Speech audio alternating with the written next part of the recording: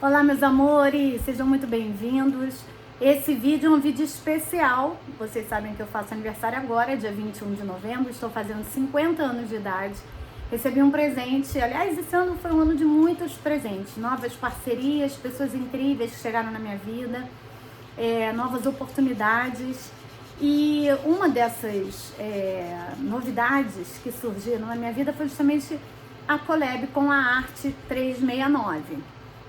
E a gente fez uma campanha assim, muito legal, porque o objetivo da nossa coleção era focar no despertar, né? Focar no autoconhecimento, na expansão da consciência, e todo o início do trabalho veio daí. Mas de repente, quando a gente foi ver, a coleção estava toda focada na criança interior. Nasceu, assim, foi um negócio absurdo, como se realmente aquilo se colocou pra gente, sabe? Nós fomos só canais para trazer uma coleção leve, uma coleção divertida, sem que precise ser uma coleção superficial ou boba, né? Quem olhar ali vai sentir o quanto tem ali de propósito envolvido nessa minha coleção.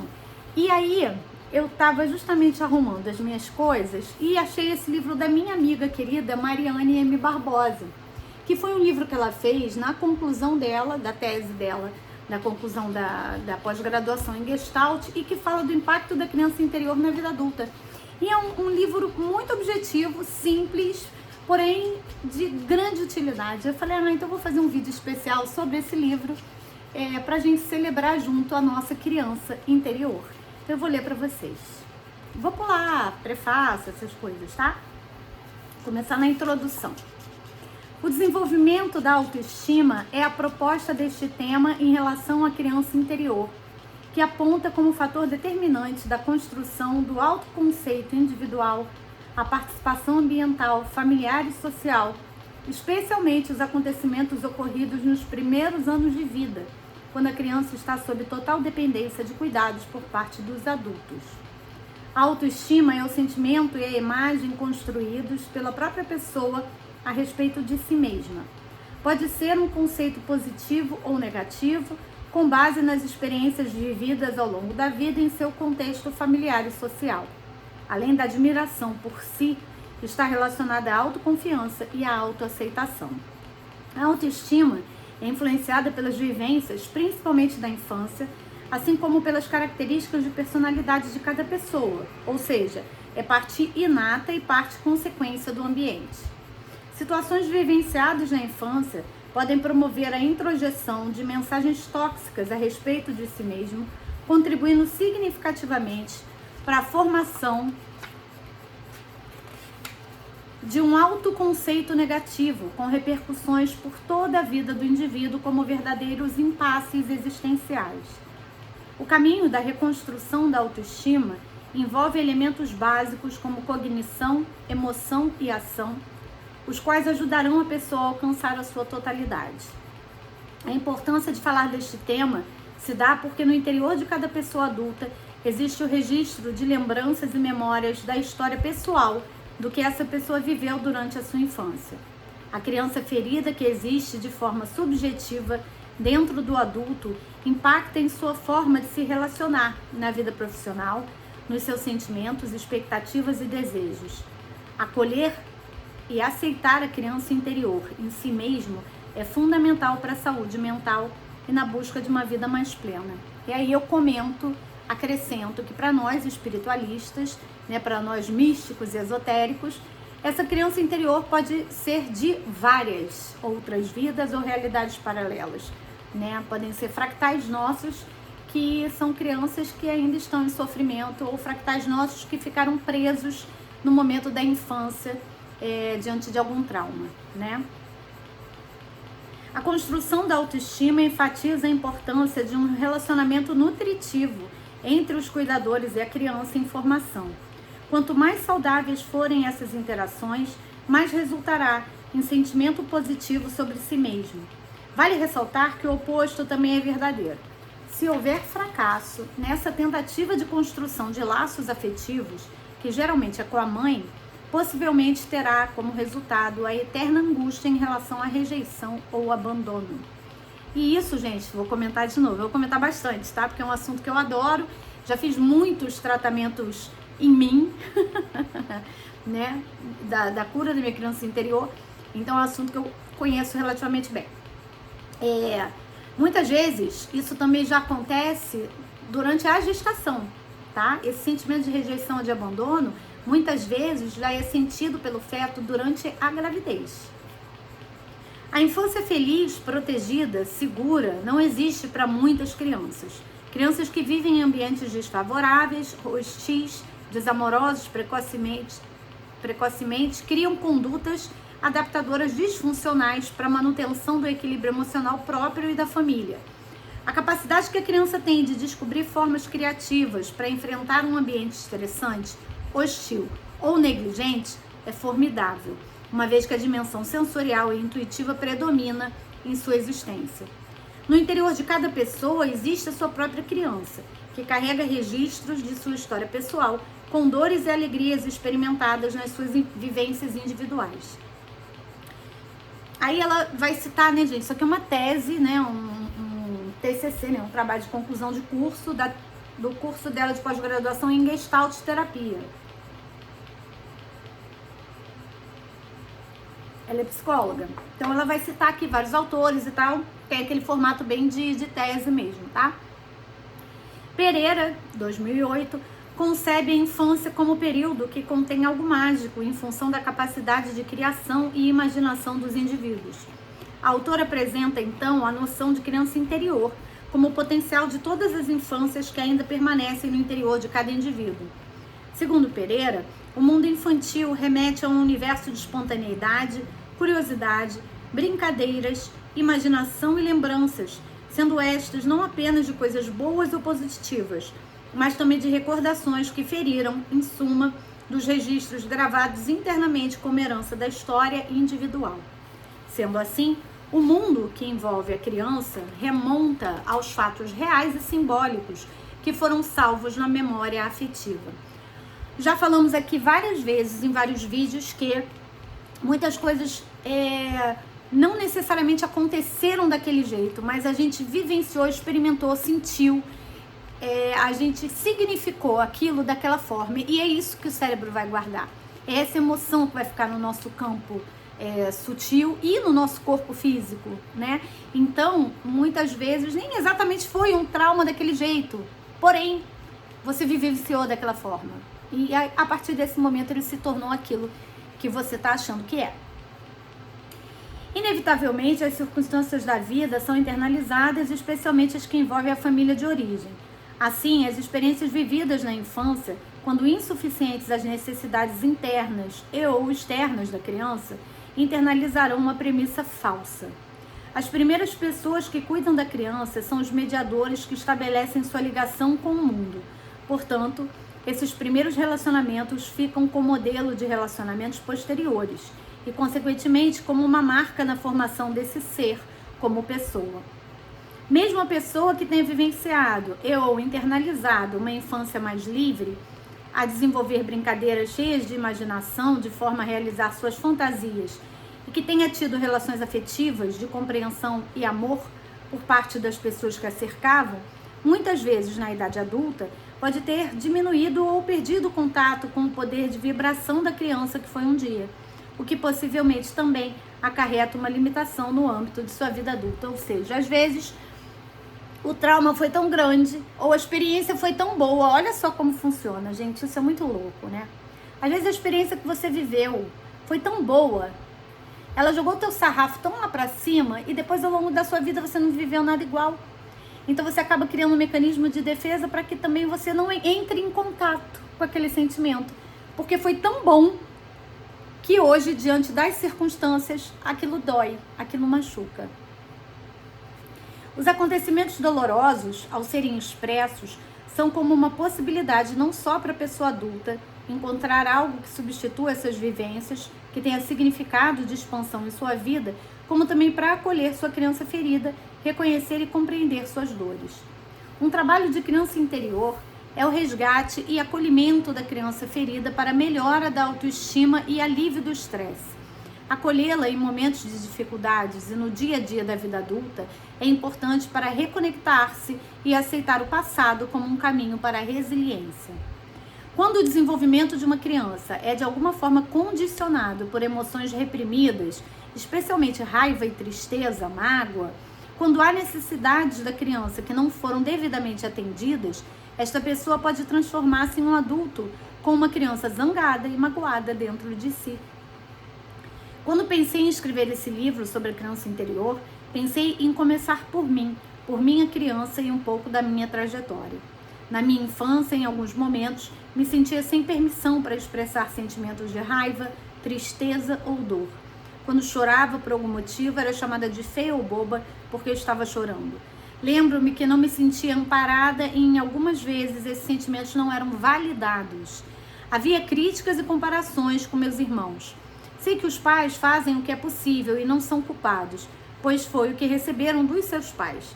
Mas hoje tenho consciência de acolher a minha criança adulta, dando suporte emocional e autoconfiança. O papel dos pais não é uma tarefa fácil ao lidar com a criação dos filhos. Por vezes, trabalho o dia inteiro. Peraí, gente, que o papel gruda. E chegam cansados em casa com a função de cuidar das suas tarefas domésticas e ainda dar atenção aos filhos. Muitas vezes só querem descansar e relaxar do dia estressante. A criança, ávida por atenção, nem sempre é atendida com qualidade e sim com irritabilidade, gerando uma situação desconfortável para ambos. Muitas mães que atendo expõem a falta de tempo para autocuidado e liberdade para fazerem pequenas coisas do dia a dia, como tomar um banho com tranquilidade, descansar, ler um livro ou mesmo comer com calma. Sem esse autocuidado da mãe, o estresse pode desencadear uma má qualidade no contato com a criança. Uma rede de apoio, avós, tios, amigos, irmãos, funcionários, são essenciais para ambos os pais, pois auxiliam nos cuidados com a criança e também de si próprios, melhorando a qualidade de vida. Pais felizes refletem em crianças felizes. Lembro-me de minha mãe, de seu cansaço físico e emocional, refletindo em mim e nos meus irmãos, geralmente com palavras ofensivas e abusos físicos. Acredito que se houvesse essa rede de apoio, ela estaria desempenhando seu papel de mãe com mais qualidade e dedicação. Quando comecei a acolher minha criança interior, percebi quantas vezes neguei minha própria realidade, quanta dúvida e medo eu carreguei. A maioria de nós nasceu de pais que carregam seus próprios traumas não resolvidos, herdados de seus próprios pais. Dessa forma, também é difícil para eles saberem como regular as suas próprias emoções e, portanto, não conseguem lidar bem com as nossas. Buscamos então lidar com essa realidade adaptando-nos. Para a maioria de nós, isso significa agradar aos nossos pais de forma a nos tornar o que eles esperam que sejamos. A tendência em geral nessa busca para agradar aos pais é que nos comportamos de maneira que eles valorizam e veem como boas e rejeitamos as partes de nós mesmos que são vistas por eles como vergonhosas ou mais. A criança interior é aquela que se manifesta em nós e cujas experiências ainda não foram embora. Muitas vezes ainda vemos o mundo através dos olhos da nossa criança. O relacionamento que tivemos com nossos pais em nossa infância molda cada relacionamento que temos na fase adulta. Quando crianças, devemos aprender a nos expressar dizendo como nos sentimos. Precisamos de uma figura adulta para nos guiar em meio às grandes emoções vivenciadas nessa fase. O que eu quero comentar sobre isso? Quando a Mariane, eu falo Merinha, tá, gente? Porque pra mim ela é Merinha, né? Mas quando a autora, a Mariane, fala: quando crianças devemos aprender a nos expressar dizendo como nos sentimos. Precisamos de uma figura adulta para nos guiar. Veja bem, essa figura adulta, não necessariamente ela é adulta, ela pode ser adulta cronologicamente, mas não necessariamente ela adulteceu, ela amadureceu, tá? Se essa figura adulta tem uma criança interior muito machucada, muito ferida, como que ela vai cuidar de uma outra criança que está ali demandando a atenção dela? Então é um processo que se retroalimenta de uma forma muito negativa, até que alguém interrompa esse ciclo, seja por uma constelação familiar, seja por terapia com psicólogo, seja por, sei lá, insights de autoconhecimento.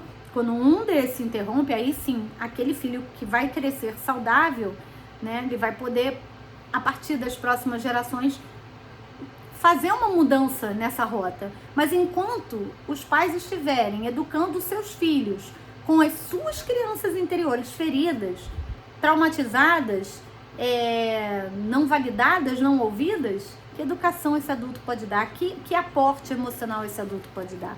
É muito interessante a gente pensar nisso, né? A criança interior ferida. Todas as emoções não resolvidas, necessidades que não foram atendidas e situações dolorosas em que nos sentimos assustados ou violados não desaparecem simplesmente.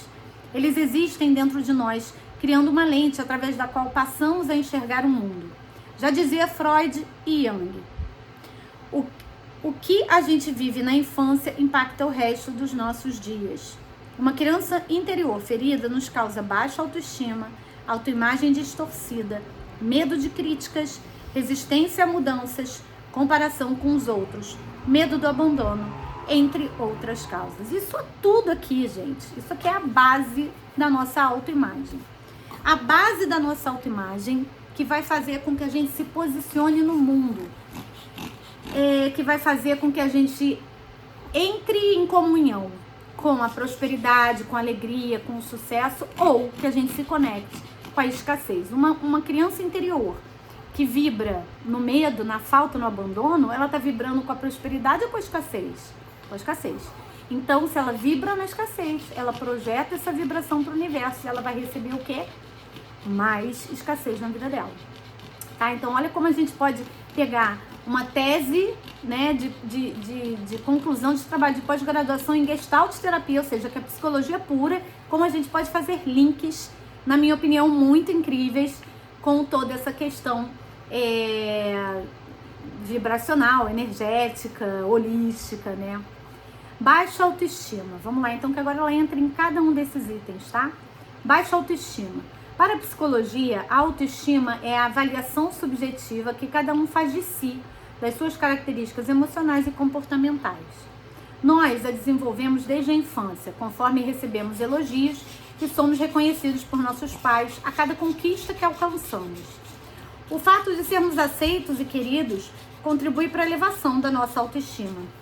A baixa autoestima é muitas vezes um subproduto da insegurança e falta de empoderamento. Ela também pode ser fruto de negligências ou mesmo frustrações na infância ou adolescência. Pessoas com baixa autoestima buscam surpreender os outros com seu perfeccionismo, exigem demais de si mesmo e são muito críticas com tudo que lhe acomete. A baixa autoestima costuma desencadear diversos problemas com a autoaceitação de ser quem é. Com isso vem a ansiedade, que muitas vezes está relacionada com o que irão pensar da gente. E a ansiedade pode gerar depressão e uma certa resistência a correlacionar-se. É preciso atenção, pois esses sintomas estão diretamente ligados e raramente se manifestam de forma isolada. Nós não somos quem queremos, somos quem conseguimos ser. Lutar contra as coisas que não temos controle para mudar, além de ser perda de tempo, acaba criando uma relação conflituosa com nós mesmos. É preciso se aceitar, assumir o passado, desenvolver respeito pela nossa história e não ter vergonha das coisas de que já vivemos, porque elas aconteceram da forma que soubemos suportar viver. Temos que desenvolver a consciência de que não somos perfeitos, nem teríamos como ser. Em vez de gastarmos a nossa energia remoendo coisas que nos incomodam, temos que nos habituar a reforçar nossos pontos fortes e o que temos de bom. Ou seja, você escolhe olhar o copo meio cheio ou meio vazio quando esse copo é você mesmo. Autoimagem distorcida. Não exija de si o impossível. Não perca tempo pensando no que lhe falta para ser uma Gisele Bündchen ou um George Clooney. O melhor é aproveitar o que você tem de bom. A ideia da perfeição física só o levará a focar a atenção em seus defeitos e esquecer seus encantos. O importante é focar a atenção no que você gosta em você e tirar a lupa invisível do que não gosta e o impede de usufruir o lado prazeroso. Seja você e alegre-se. A lupa que aumenta o desagradável como uma avalanche enterra o agradável. Se realmente gostar de si e se aceitar, sempre encontrará alguém que goste de você e seja capaz de amá-lo. Lembro-me da minha adolescência quando não estava satisfeita com meu corpo e como isso bloqueava a capacidade de me relacionar, evitando os outros. Se você não se amar, nunca poderá processar e aceitar o afeto que a outra pessoa lhe entrega com naturalidade. Quando a gente não se ama, a gente, na verdade, nem reconhece o amor do outro, né? Porque se é um sentimento que não foi vivenciado por você, no Theta Healing a gente baixa esses sentimentos, né? A gente faz essa instalação desses downloads, né? Do que é o amor, por exemplo, sob a perspectiva do Criador. Porque muitas vezes, sabe, tipo assim, você tem que ter resiliência. Sim, mas eu não sei o que é resiliência, eu não tive esse exemplo, eu não tenho essa vivência dentro de mim que eu tenha trazido de outras vidas, eu tô justamente nessa vida trabalhando isso, tô dando um exemplo, tá? Então é bem interessante a gente perceber que a gente precisa ter dentro de nós, né? Começa com a gente, lembra o microcosmos que vai levar luz ao macrocosmos, que vai impactar o macrocosmos. O microcosmos somos nós, cada um de nós, a nossa integridade, a nossa lealdade a nós mesmos, a nossa missão, o nosso propósito, o nosso autoamor, a nossa autoestima, né? Então começa daí. Isso precisa ser bem feito, bem estruturado, bem olhado, bem acarinhado, bem acolhido. Quando não consegue se aceitar imperfeito, você se paralisa, pois seu inconsciente se defende acionando ideias do tipo: é melhor ficar quieto, pois vou errar, ou não vale a pena arriscar, ou ele ou ela não vai gostar do meu corpo. O medo de ouvir um não do outro faz com que não tome a iniciativa. Quem tem uma boa autoestima aceita com facilidade que pode ouvir muitos nãos e que isso é super normal. No caso, ela tá focando um pouco a questão da autoimagem no corpo. Mas eu entendo até que a autoimagem tem a ver com tudo, né? Porque você até pode se achar bonita, mas se você se acha burra, né? Então, eu acho que é uma questão bem ampla nesse sentido mesmo. E essa autoimagem é muito construída pela educação, porque muitos pais, né, tem aquele assédio moral, né, com os filhos e tudo mais. E aí você ouve que você, sei lá, é burro, é gordo, é preguiçoso, e você acaba achando que você é mesmo, porque afinal de contas é seu pai ou sua mãe, é seu professor, sua professora, né? São pessoas que você respeita, que você admira, que estão dizendo que você é aquilo, você fala, pô, então deve ser, né? E você acaba vestindo essa carapuça e se transforma naquilo muitas vezes também. Todos nós julgamos a vida alheia e sentenciamos o comportamento do outro. Funciona assim: a sociedade cria regras e comportamentos que a maioria deve seguir e dita aqueles que devem ser evitados.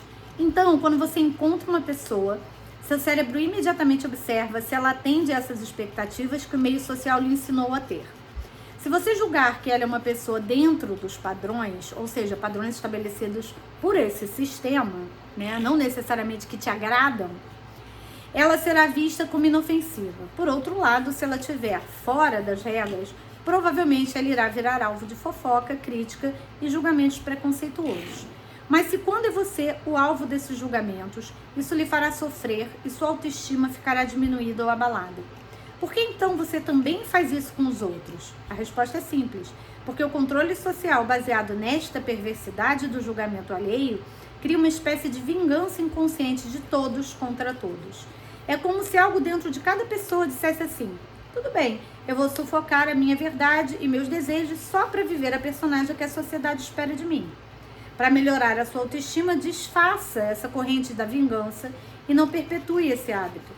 Comece a aceitar que existe o seu mundo e o dos outros e que eles não precisam se destruir. Entenda que seu julgamento tem a ver com você mesmo. Entenda que seu julgamento tem a ver com você mesmo do que com as pessoas julgadas, e o mesmo acontece quando os outros o estão julgando. Porque no fundo, julgamos os outros para tentar nos sentirmos melhor. É preciso resgatar seu amor próprio para alcançar seu bem-estar interior. Esse amor próprio, ele é justamente essa autoaceitação, né? Se a gente não se aceita do jeito que é, com luz e sombra, a gente leu aqui, quem não viu ainda, assista, porque no Pílulas do Despertar nós fizemos um mês inteiro do livro A Arte da Imperfeição de Brené Brown. A Brené Brown é uma pesquisadora que eu gosto muito, mas não tinha lido ainda um livro dela, eu já tinha visto entrevistas e muitas palestras dela no TED Talks. E ela é uma pesquisadora da vergonha, né? Ela pesquisa sentimentos mesmo, de vergonha e não aceitação, e ela chegou nisso. Ela falou, não adianta você tentar agradar o outro, entendeu? Porque você não vai conseguir. Então, se agrade você mesmo, que tá bom demais. É só para isso que você veio aqui nessa vida. Agradar o outro pode ser uma consequência, sim, mas não pode ser a sua principal preocupação. O seu fato, assim, o interessante é você se acolher como você é, com as suas imperfeições, que elas não são problemas, elas não são falhas, elas são coisas a serem melhoradas na sua trajetória. E muitas vezes nem são coisas a serem melhoradas, né? Porque você tem a impressão de que elas são ruins, mas elas podem ser úteis para a tua missão nesse mundo. Então é muito sutil e é muito relativo. Eu recomendo a vocês, quem gosta desse assunto, que assista o Pílulas do Despertar. Foram vídeos diários sobre o livro dela e depois eu finalizei com o meu clube de membros. Medo de críticas. A maneira como lidamos com críticas depende de muitos fatores, entre eles o relacionamento com nossos pais, as experiências da primeira infância, nossa personalidade, influência dos amigos e colegas, entre outras. Na maioria das vezes, quando recebemos uma crítica, a levamos para o lado pessoal.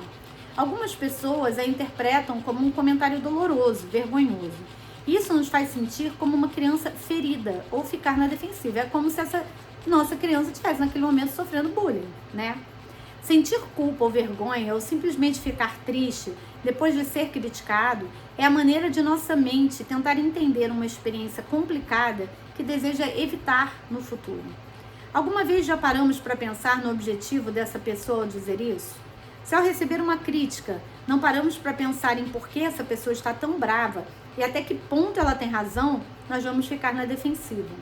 Não há como evitar um feedback negativo. É inevitável e importante para o seu crescimento.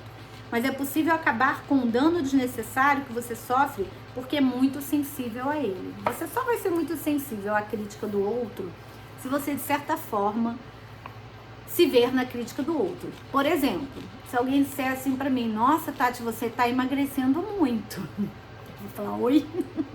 Que olhos você tem que não são os meus? Pra mim, isso vai ser crítica, porque eu não me acho magra, entendeu? Se vierem pra mim e disserem assim, nossa, Tati, cuidado, você tá engordando, hein? Ah, isso vai me pegar. Então tem muito a ver também com o que a gente já sinaliza como sendo incômodo pra gente, né? Por exemplo, vou dar um exemplo aqui muito real. Tem um vídeo que eu postei do Léo Schneble e da Michelle Gil, e eu sou essa pessoa, né? Quem me segue sabe disso. Eu sou uma pessoa, assim, muito alegre, muito descontraída. Não é que eu não esteja falando de assuntos sérios. Aqui a gente tá falando de assunto seríssimo. Mas nem por isso eu vou deixar de rir, fazer uma piada, brincar, né?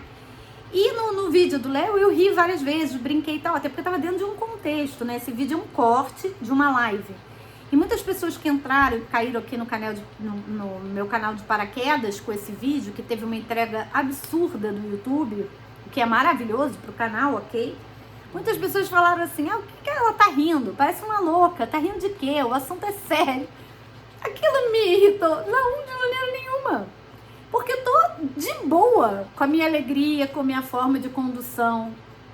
Agora, por exemplo, teve um momento que, num outro vídeo, até do Léo Schneble também, que reclamaram de que eu interrompia muito ele. Aquilo me pegou de jeito, porque eu falei, poxa, eu sou profissional de comunicação, sou formada em jornalismo, sempre quis ser apresentadora, entendeu? Então tem que ressonar com você, senão a crítica entra por um ouvido e sai pelo outro, não faz sentido nenhum. Então, se essa crítica do outro, ela tá te incomodando, olhe para ela e fale por que tá me incomodando, o que eu preciso mudar, né? O que pode ser interessante eu mudar em função disso? A pergunta básica é essa, por que me incomoda o que o outro falou? Né? Por que eu estou dando importância para isso? Basicamente é isso. E é claro que, né, uma coisa é você ser criticado de forma educada e muitas vezes até uma crítica construtiva. Eu recebo vários de amigos meus, do Márcio, meu marido, né, de colegas de trabalho, até porque eu me deixo sempre muito disponível, porque eu tô na busca de ser uma pessoa melhor. Mas outra coisa é você ver uma crítica maldosa, né, mal educada, grosseira. Aí também, né, gente, aí já parte para um outro nível que aí a gente nem considera, né? Eu, pelo menos, não. O primeiro passo para superar o medo de ser criticado é precisamente aprender a ser criticado. Olha, acabei de falar, eu não tinha lido o livro dela ainda. Como vocês sabem, eu sempre leio os livros aqui junto com vocês. Isso se consegue, em primeiro lugar, aprendendo a reagir com calma diante de uma crítica. Se não nos adaptarmos às situações difíceis ou trágicas, não conseguiremos seguir em frente. É preciso tentar outras possibilidades, é preciso lutar. Somos nós que escrevemos o nosso destino. Somente nós podemos pintar as cores que quisermos no papel. Gente, o livro dela é pequenininho, super prático. Eu vou ler até a metade hoje, tá? Falta pouco. Eu vou ler até a metade e depois eu sigo a outra metade num outro vídeo. E se vocês gostarem desse tema, escrevam nos comentários, porque se vocês gostarem eu quero fazer uma live sobre isso, tá? Eu acho que é um assunto bem importante pra gente abordar, se aprofundar, e é a oportunidade de vocês na live também, né, estarem interagindo comigo. Então escreva nos comentários se vocês querem uma live, tá? Eu me dei de presente de aniversário. Esse presente foi meu. Uma máquina de café, da Nescafé. Nossa, eu tô brincando agora de experimentar os sabores. Isso aqui é maravilhoso. É de cappuccino com caramelo de sal. Ai, gente, que delícia. Vamos lá, dando sequência. Resistência a mudanças, que é a página 28.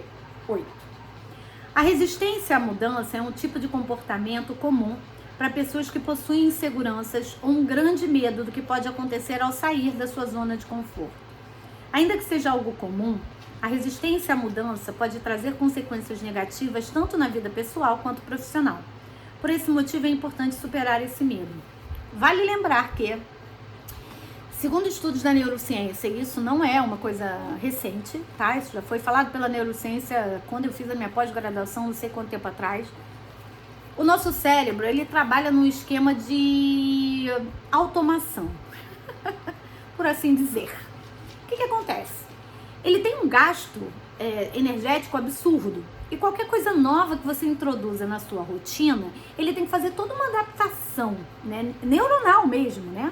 Uma adaptação, e isso leva a um desgaste muito grande. E como nós somos programados para a sobrevivência, qualquer ameaça, qualquer dificuldade que se imponha à nossa vida é visto pelo nosso cérebro reptiliano como um ataque à nossa sobrevivência. Qual a função dele então? Nos proteger. E aí como ele faz? Ele resiste bravamente. Por isso que é tão importante quando a gente quer fazer uma mudança de hábito na nossa vida, seja alimentar, seja colocar uma meditação, seja caminhar, seja parar de reclamar, parar de falar mal dos outros, seja o que for. É importante a gente ter persistência, né? Tem gente que fala que são 21 dias, tem gente que fala que são 30, já vi gente falar que são 90. Ninguém chega a uma conclusão. O fato é que você precisa de um tempo mínimo de 21 dias para que todo esse trajeto que é feito, né, neurologicamente, esse trajeto que é feito pelas nossas sinapses e tal, que ele apague um sistema e nasça um outro, se desenvolva, melhor dizendo, um outro. Até que esse outro já esteja, então, automatizado, né, no modo automático pelo nosso cérebro. Então, esse iniciozinho, o cérebro vai brigar, o seu ego vai brigar. Por quê? Porque ele tá com medo de não sobreviver. A gente tem que acolher até, porque é um modus operandi de sobrevivência, né? Importante, muito importante para aquele homem da caverna. Não para nós, né, que temos conhecimento disso, mas está lá no nosso cérebro reptiliano. Quando você não aceita a impermanência da vida, você vive angustiado e insatisfeito. A mudança é uma constante em nossas vidas. Às vezes nos trazem medo, insegurança, sejam elas mudanças boas ou ruins. O cérebro gosta de se poupar e se sentir seguro. Gente, acabei de falar. Portanto, uma mudança envolve deixar essa zona de conforto e sentir temor e medo. A resistência à mudança paralisa a espontaneidade e impede o desabrochar do novo. Quando você tem a paralisação da sua espontaneidade, você simplesmente bloqueia o seu canal criativo. Nós vimos isso aqui num livro, também do Pílulas de Despertar, A Grande Magia, a coragem de ser... A coragem de ser criativo, acho que foi de Elizabeth Gilbert. Então, o que acontece? Esse canal, né, intuitivo, que nos liga a boas ideias, e essas boas ideias não são necessariamente para você criar uma coisa nova no mundo, não. Às vezes é para você solucionar um problema que você está vivenciando e você não está achando solução. Esse canal, ele está sempre aberto, mas basta saber se você vai ouvir ou não, se você vai se você vai se atentar ao que ele está te dizendo ou não. E essa questão de perder a espontaneidade, da paralisação da espontaneidade, que é o que o medo faz, acabou. Esse canal se fecha e você não vai receber nada criativo, nenhuma solução criativa, nenhuma ideia criativa. Esquece, porque não rola, tá? Então é muito importante para que haja essa possibilidade de você encontrar soluções positivas e criativas na sua vida, que você acalme o seu eguinho, acalme o seu medo e não paralise a sua espontaneidade. Por isso que a criança, ela é altamente criativa e ela sai com umas respostas assim que você fala, meu Deus, como eu não pensei nisso? Né? Às vezes coisas impossíveis de serem feitas, mas muitas vezes até reais. Por quê? Porque ela não tem esse filtro. Ela tá na espontaneidade do ser que ela é. Nossa resistência a mudanças vem de crenças que criamos ainda na infância. Essas crenças têm a função de nos proteger do sofrimento de alguma dor. Frases do tipo, daqui pra frente nunca mais vai ser assim, eu não quero mais, ou vai ser sempre dessa forma, são exemplos de regras que as pessoas criam, internalizam e com o tempo tornam-se inconscientes. É comum, quando repetimos padrões, encontrar desculpas ou justificativas para continuar esse padrão. Por exemplo, culpar os outros pelos próprios erros ou justificar-se baseado em suas crenças, que muitas vezes não fazem o menor sentido. Quando você não procura uma justificativa ou questiona as que você sempre acredita, permite ver os outros lados da situação e mudar o padrão. O filósofo Henry David Thoreau, eu não sei se é assim que fala, gente, deve ser Henri David Thoreau, deve ser isso, né? Relata, eu já ouvi falar desse cara, ele é importante. O fluir da vida nos afeta e nos transforma de alguma forma. Quanto antes aceitamos, melhor, porque seremos capazes de gerenciar as mudanças. Dessa forma, não estaremos presos no passado e tampouco nas ilusões do futuro, mas viveremos conscientemente no presente. Alguns pacientes meus sentem-se culpados quando consigo convencê-los de darem uma pausa para se sentarem em um gramado ou apreciarem uma paisagem sem fazer nada, além de contemplar a natureza. Ideias irracionais como estou perdendo tempo, estou perdendo dinheiro, o medo de cair no ócio e na preguiça, desenvolveu um padrão hiperativo tão absurdo que não podemos evitar ser dinâmicos a todo momento. Condutas como sonhar, dormir, meditar, pensar, são consideradas uma forma de desperdiçar a vida ou simples vagabundagem.